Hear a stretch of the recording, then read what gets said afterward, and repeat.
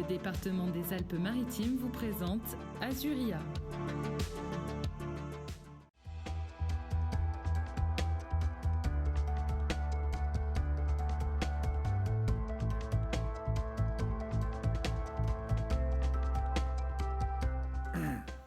Bonjour à tous, bienvenue donc dans Azuria, votre nouveau rendez-vous mensuel consacré à l'intelligence artificielle. Voilà pourquoi Azuria. Et la façon dont on va parler de l'intelligence artificielle, on va être le plus concret possible, parce que l'intelligence artificielle est en train de révolutionner, notamment le secteur de la santé. On va consacrer cette émission mensuelle à l'intelligence artificielle et à sa façon dont elle ouvre, cette intelligence artificielle, des perspectives pour tout à chacun dans les maladies qui nous frappent tout au long de notre vie. On est dans le département 06, un département qui consacre beaucoup d'argent à cette problématique de la santé et de l'intelligence artificielle. Entre 2006 et 2020, le département a engagé plus de 32 millions d'euros, 254 dossiers de lauréats, avec 13 appels à projets. Vous le voyez, ce n'est pas une mince affaire pour le département 06. Alors, qui est concerné par ces appels à projets, on en parlera avec Marco Landi, qui est l'ancien président de Texas Instruments et qui est également le président du comité d'experts du Smart Deal dans le département. On en parlera aussi avec Hervé Delingette, que je vous présente tout de suite, qui est directeur de recherche à l'INRIA et aussi directeur du programme à l'Université Côte d'Azur, le prestigieux programme IDEX. Des invités prestigieux pour parler d'une question qui semble parfois nous échapper. Les établissements publics sont concernés, les associations, les équipes médicales. On le verra dans les sujets qu'on a consacrés à l'intelligence artificielle au service de la santé dans cette émission, mais aussi aux équipes de recherche. Messieurs Landi et Delingette, merci beaucoup d'être avec nous sur ce plateau pour cette première d'Azuria. C'est un honneur, c'est une grande première. Voici un sujet qui intéresse beaucoup de gens, Marco Landi, Hervé Delingette, mais qui, échappe parfois aux gens. Je vais vous poser une question tout à fait de béotien, de base. Marco Landi, je vais commencer avec vous. Qu'est-ce que c'est que l'intelligence artificielle ? Ah, ça c'est une très bonne question, parce que tout le monde a une réponse, et je vous donnerai la mienne très vite. Intelligence artificielle signifie que c'est une intelligence créée par l'homme.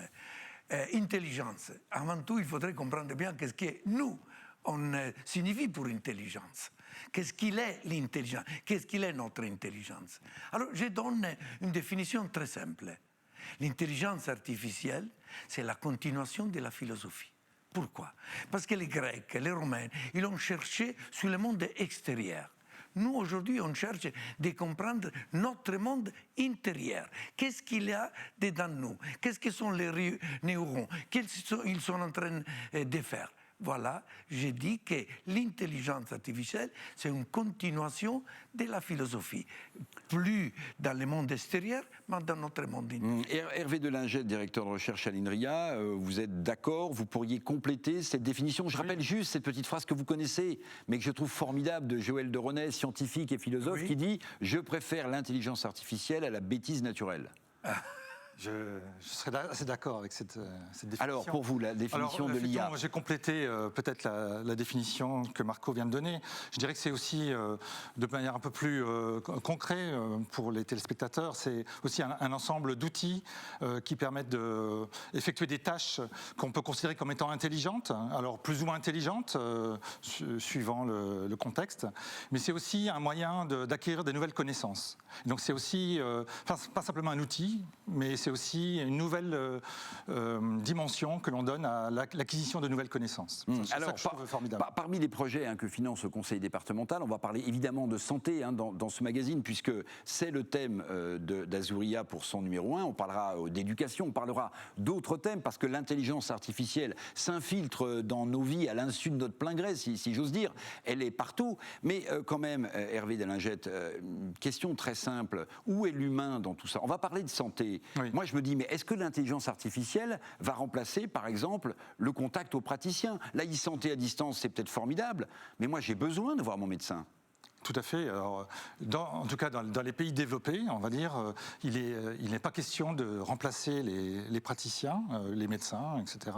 Même vous parlez de télémédecine, mais en fait, dans la télémédecine, on ne remplace pas le médecin et on l'écarte en fait du patient. Donc en fait, il s'agit plutôt de fournir aux praticiens des nouveaux outils qui leur permettent d'acquérir de leur faire monter en performance et d'avoir la même performance que les meilleurs experts du domaine. En fait, c'est ça, je pense, essentiellement pour nous l'enjeu, c'est de participer en fait à partager les meilleures pratiques grâce à des outils informatiques. Alors, je vais tordre un peu le mot d'algorithme qui est présent partout dans l'intelligence artificielle. Oui. Marco Landi, pour vous, est-ce que l'intelligence artificielle va algoriser nos rapports médicaux? Est-ce que ça va déshumaniser nos rapports médicaux? Non, il faut être clair là-dedans. L'intelligence artificielle et les systèmes, les algorithmes, comme on dit, sont là pour aider les docteurs, les professeurs à rendre plus simple, plus facile et plus efficace sa diagnose. Pour exemple, quand tu regardes une radiographie, avec l'intelligence artificielle, tu arrives à être précis 99%. Le docteur lui-même, il ne sera pas capable de faire ça. Et il peut le faire d'une façon simple, facile et vite. Gagner des semaines dans l'analyse d'un cancer signifie aider la possibilité de guérir plus vite et plus facile. Alors, vous parlez de cancer, Marco Landi, on va rentrer dans le vif du sujet avec un reportage très concret de Claudia Olivier. Ça se passe au CHU de Nice, c'est un très grand spécialiste mondialement connu, le professeur Paul Hoffman, dont d'ailleurs Hervé de Lingette suit les travaux. Il veut optimiser la prise en charge des patients atteints d'un cancer pulmonaire grâce à l'intelligence artificielle. Voici, me semble-t-il, un cas concret, comment les nouvelles technologies de l'IA améliorent la vie quotidienne des maralpins. Regardez en images. Au CHU de Nice, le professeur Hoffman utilise l'intelligence artificielle dans le traitement des cancers pulmonaires. L'intelligence artificielle nous permet à la fois de regarder si le patient va résister à un traitement, va pouvoir bénéficier de ce traitement, mais va aussi bénéficier d'un traitement qui soit moins toxique et donc faire une sélection d'un traitement qui soit à la fois efficace et non toxique. L'IA travaille sur la récupération des données des patients comme le poids, le sexe ou encore les antécédents. L'important, c'est justement la qualité des données associées. Et donc, dans le projet de l'intelligence artificielle, nous devons nous assurer finalement dans le processus d'accréditation et de certification aussi que ces données associées soient correctes et conformes. Le département des Alpes-Maritimes a débloqué 150 000 € pour développer le projet. Point fort pour la collectivité, le partenariat entre les équipes du professeur Hoffman et l'INRIA. On a d'un côté des cliniciens et des chercheurs en santé, et de l'autre côté des mathématiciens et des gens qui travaillent sur des sujets qui sont à connecter justement avec un domaine d'application. Et ça, c'est l'excellence de ce projet. Donc, le conseil départemental, sous en effet le conseil de ce comité scientifique, reconnaît ce projet comme étant un projet sur lequel il doit s'engager et apporter son financement, comme il l'a fait au moment où il l'a décidé. Chaque année, le département retient les projets santé qu'il juge les plus pertinents. Un double objectif est poursuivi, l'amélioration de la qualité des soins dans les Alpes-Maritimes et le soutien à l'innovation. Alors, on l'a entendu dans ce sujet de Claudia Olivier, Hervé de Lingette, l'INRIA est partie prenante. Vous suivez les travaux du professeur Paul Hoffman. On en est où? Quel espoir suscite cette recherche et à quel terme?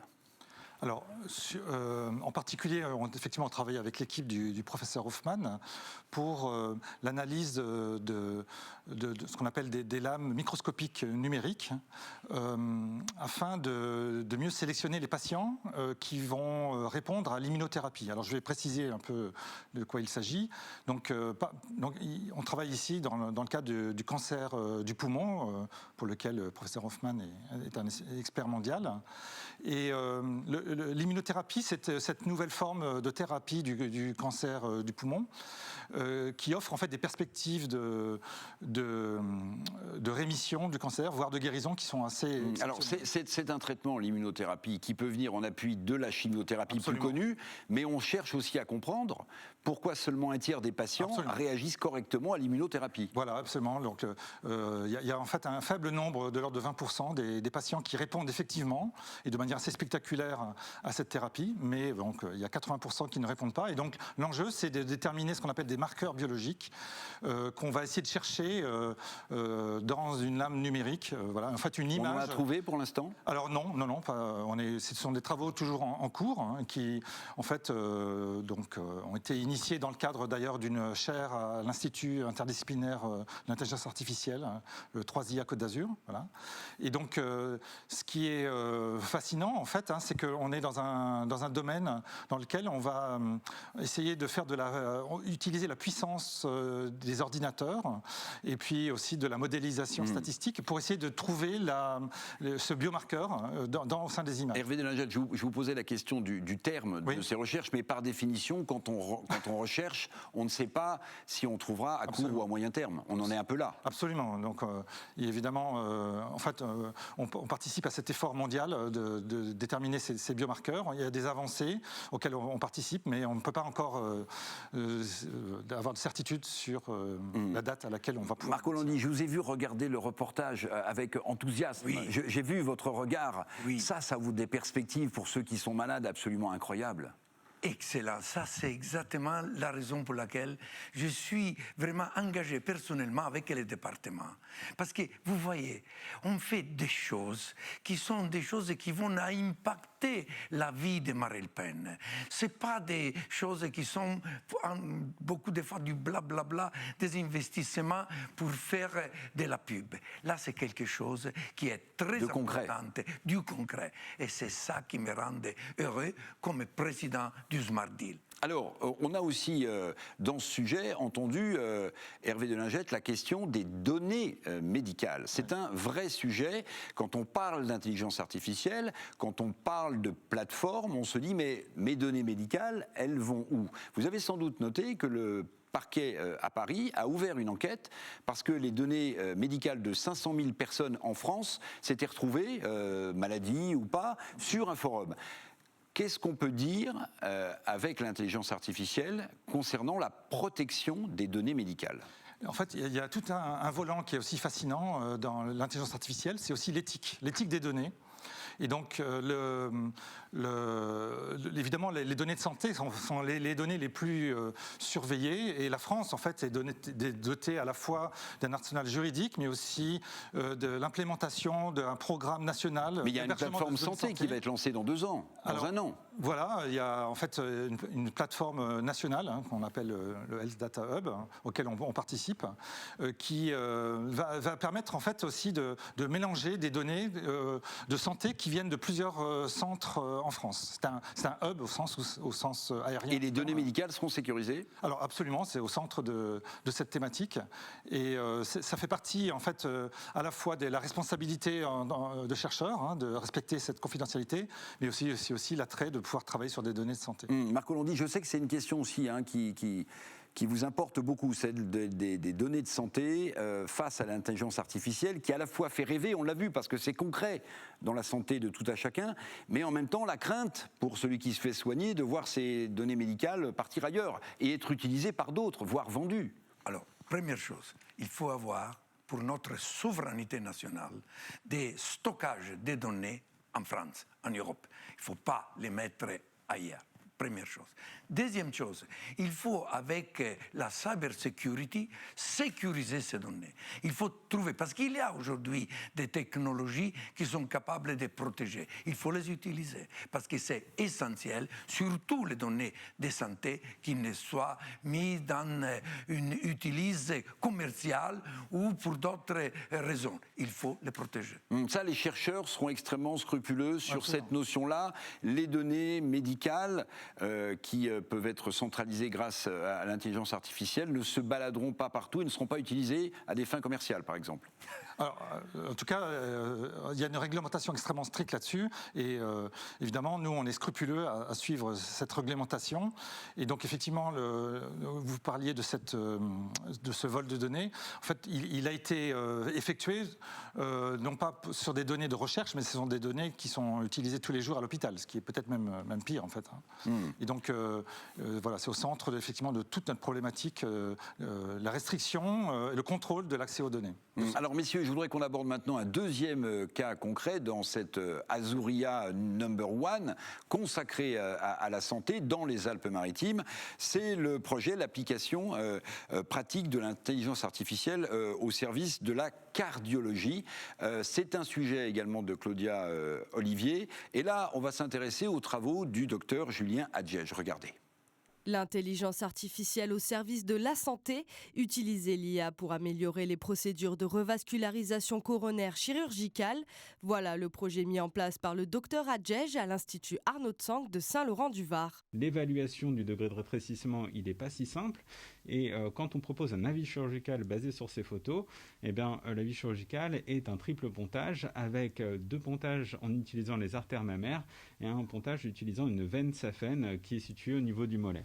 Et si on y applique l'intelligence artificielle, ça donne une valeur chiffrée, mais ça donne aussi un code couleur pour faire plus simple. Ici, on voit tout simplement que 2 artères ont besoin d'être réparées, alors que la troisième, le traitement médical fera aussi bien et qu'un troisième pontage n'est pas nécessaire. Grâce à un code couleur, l'intelligence artificielle permet donc de gagner du temps. Le diagnostic est aussi beaucoup plus précis. L'IA est donc une aide précieuse pour le médecin. Ce qu'on peut faire, c'est effectivement évaluer l'évaluation 3 dimensions de ce rétrécissement coronaire et de savoir l'impact du flux sanguin ici tout le long du vaisseau. Et on voit ce code couleur qui se dessine et la zone qui est là où le chirurgien aimerait faire son pontage, eh bien, il voit qu'il y a du flux sanguin qui va apporter une utilité à ce pontage-là. Parmi les différents projets proposés au département des Alpes-Maritimes, celui du docteur Julien Adjège a séduit le comité scientifique par son ingéniosité. On voit là un projet qui mêle cardio et IA. Donc, bien évidemment, les experts de notre comité scientifique examinent cela et se rendent compte qu'on est en présence d'une innovation majeure en matière de cardio et d'IA, puisqu'on mêle les deux pour analyser un ensemble de données médicales pour mesurer l'intérêt en fait des décisions, des actes, des gestes médicaux. Depuis 2006, le département a financé 254 projets pour un total de 132 millions d'euros. Voilà, chaque année, il y a des appels à projets, évidemment, en matière de santé, pilotés par le président du département. Évidemment, cette année, ça a eu lieu le 20 avril 2020, c'était consacré à la Covid-19 et aux recherches qu'on peut faire, parce qu'évidemment, on attend aussi des traitements et pas que des vaccins. Mais Marco Landi, on était entre nous pendant qu'on regardait scrupuleusement ce sujet, vous avez dit, ça, c'est fantastique. C'est fantastique parce que vous avez compris, beaucoup de gens ont peur de l'IA. Parce que malheureusement, il y a eu trop de vidéos, de films de Hollywood qui ont parlé des robots qui se rebellent contre nous. Là, on a un cas où on a la possibilité d'analyser plus vite et aussi de dire un troisième pontage, c'est pas nécessaire, mais c'est magnifique. Et il faudrait vraiment dire merci, président du département, qui tu tiens à faire de façon qu'il y a dans notre département des recherches de ce niveau-là. Oui, mais est-ce qu'il y a d'ailleurs dans d'autres départements en France un niveau aussi avancé de financement, de recherche de l'IA? Parce que, évidemment, ici, on a des grands pôles, des grands incubateurs, on a Sophia Antipolis, on a des grands centres, mais est-ce qu'à votre connaissance, Hervé Delingette, il y a d'autres endroits où c'est aussi avancé? Alors, je vais défendre quand même le fait qu'on est effectivement dans une position assez extraordinaire dans les Alpes-Maritimes. On dispose quand même un des 4 instituts en intelligence artificielle qui ont été sélectionnés par un jury international. On dispose d'une université, l'université Côte d'Azur, qui est parmi les 10 universités intensives en recherche, un écosystème incroyable avec les structures hospitalières, avec les collectivités territoriales et locales qui nous soutiennent, et aussi les technopoles, et donc les entreprises.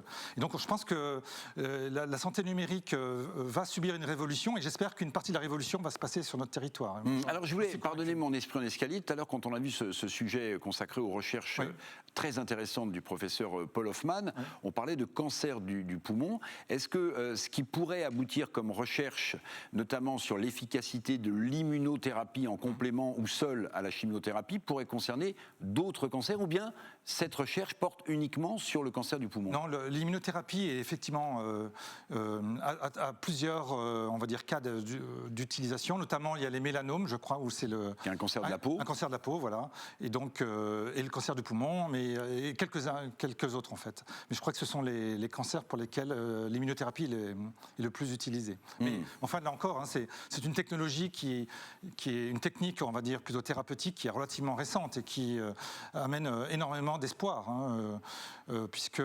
l'intérêt, c'est que cette thérapie, on a quand même des possibilités de guérison même, donc des effets à long terme, puisque c'est le système immunitaire que l'on apprend à se réveiller face au cancer, et aussi on l'éduque pour détruire les cellules cancéreuses. Alors que dans la chimiothérapie, on vous injecte une molécule qui va elle-même adresser... Donc c'est quand même beaucoup plus... C'est moins agressif. Absolument. Ouais. Marco Landi, je rappelais tout à l'heure que vous étiez bien sûr l'ancien président de Texas Instruments, à la grande époque de Texas Instruments, mais là vous êtes le président du comité d'experts de Smart Deal. Là on a vu 2 cas concrets qui... très concrètement, montre comment l'IA peut améliorer le quotidien des maralpins. Là, c'était deux exemples. Il y en a beaucoup d'autres en matière de santé. Est-ce que vous pouvez nous donner quelques autres exemples rapidement ? Je voudrais vous donner un autre volet. Parce que nous, on a créé dans notre département la première maison de l'intelligence artificielle dans les centres, dans les cœurs de Sophie Antipolis. Toutes les choses que le professeur il nous a dit, il montre vraiment que dans notre département, Azuria, les Alpes-Maritimes deviennent vraiment terre d'IA. Je vous dis, pour exemple, tout ce qu'on est en train de faire pour les collégiens, de façon qu'on peut aider les collégiens à mieux comprendre le plus vite possible l'importance et l'enjeu de l'intelligence artificielle et commencer à se donner à des études, à se préparer demain dans les universités, d'avoir de plus en plus de talents qui vont enrichir notre département. Alors on consacrera évidemment un numéro d'Azuria dans les mois prochains à l'éducation qui est tellement importante grâce à l'intelligence artificielle. Pour vous, Hervé Delingette, ce que vient de dire Marco Landi est important. Il faut sensibiliser les jeunes au travers d'une maison de l'intelligence artificielle à l'intelligence artificielle. D'ailleurs, finalement, quand ils sont un peu sur leur tablette et qu'ils font des jeux vidéo, c'est une façon pour eux d'aborder ce monde, cet univers. Oui, c'est vrai. Effectivement, par un aspect ludique, mais je pense qu'effectivement, il faut absolument que l'intelligence artificielle soit démocratisée, que l'on aille voir les lycéens, les collégiens, et qu'on les sensibilise à la fois à l'intérêt, l'intérêt en tant que citoyen, mais aussi à l'intérêt en tant que moyen d'acquérir des connaissances. Donc je pense que c'est vraiment c'est à nous en fait, de sortir de nos laboratoires et d'aller... Alors justement, ça sera ma dernière question à tous les deux. L'intelligence artificielle, bon, ça peut provoquer une certaine réaction, mais là on a vu concrètement comment ça s'appliquait et comment ça pouvait aboutir. Est-ce qu'il ne faudrait pas enseigner l'intelligence artificielle plus tôt ? Au collège, au lycée, est-ce qu'on ne pourrait pas avoir une sensibilisation ? Vous voyez, parfois on se dit quand on suit les cours de maths, mais au fait, ça sert à quoi de faire de la trigonométrie ? Si on nous expliquait à quoi ça sert... Quel est votre avis ? Alors absolument. Disons qu'il y a une première étape, c'est déjà l'éducation numérique. Je pense qu'il faut commencer par cela. Et d'ailleurs, il y a beaucoup d'initiatives qui se font dans le département des Alpes-Maritimes en ce sens, c'est-à-dire le maîtrise de l'outil numérique, et en particulier de ce que l'on a tous dans les mains, le téléphone, le smartphone. Et donc effectivement, je pense qu'il faut d'abord éduquer les personnes à cet environnement numérique et ensuite passer à l'aspect intelligence artificielle. Il faut commencer par... Oui. Vous seriez pour, Marco Landi, que les collégiens, les lycéens aient une matière qui s'appelle initiation à l'intelligence artificielle ? Facilement, je suis favorable. Je suis en train d'opérer de façon qu'il vient à la maison de l'intelligence artificielle ou qu'à travers des courses en ligne, on lui fait comprendre. Ces gens-là, Eric, sont nés digital, sont nés numériques. Digital natif, comme on dit. C'est pas nous. Moi, en tout cas. Alors, pour créer vraiment dans notre Alpes-Maritimes, la terre d'IA Azuria, il faut des talents. Mais il faut commencer à les préparer. C'est comme on va à semer. On commence à semer de façon qu'on verra les fleurs une fois qu'ils passent au lycée et une fois qu'ils passent à l'université. Mais le fait que ce soit un concept un peu anglo-saxon, est-ce que c'est culturellement on accroche ? Non, je pose la question. Non, je dirais que c'est une nouveauté que nous, il faut avoir cette vraiment être proud, comme on dit en anglais. C'est nous qui avons créé la première maison de l'intelligence artificielle. C'est dans notre département. C'est nous qui on vise premier les collégiens pour après monter au lycéen et à l'université. Oui, tout à fait. Donc, je pense là encore, en France, de manière générale, on a des atouts. On a parmi les meilleures écoles de mathématiques au monde. On a des médailles Fields. On a des médailles Fields, exactement, mais on a aussi... qui est le prix Nobel de mathématiques, pour ceux qui ne le savent pas. Oui, il paraît que M. Nobel ne voulait pas un prix Nobel de mathématiques parce que son épouse avait bon, voilà. Mais donc, il y a les médailles Fields et on a de grands mathématiciens en France. Absolument, et on a aussi, je pense aussi, la culture et j'espère aussi l'éthique. J'en reviens aussi à cette notion qui me semble aussi très important pour, par exemple, la protection des données. Vous avez soulevé ce problème, donc c'est un concept aussi européen, cette réglementation de protection des données. Oui. Et aussi en termes de santé, l'État français fait beaucoup de choses dans ce domaine, et donc je pense qu'on a de quoi effectivement avoir la tête haute. Voilà, c'était le premier numéro d'Azuria, l'intelligence artificielle dans les Alpes-Maritimes. Merci beaucoup de nous avoir suivis. Merci à Marco Landi, le président du comité d'experts Smart Deal du 06, et bien sûr au professeur Hervé Delingette, directeur de recherche à l'INRIA, d'avoir, sinon essuyé les plâtres, en tout cas d'avoir fait œuvre de pédagogie. J'espère que vous avez pris goût à l'intelligence artificielle et qu'à notre prochain rendez-vous, vous serez encore plus nombreux. À bientôt.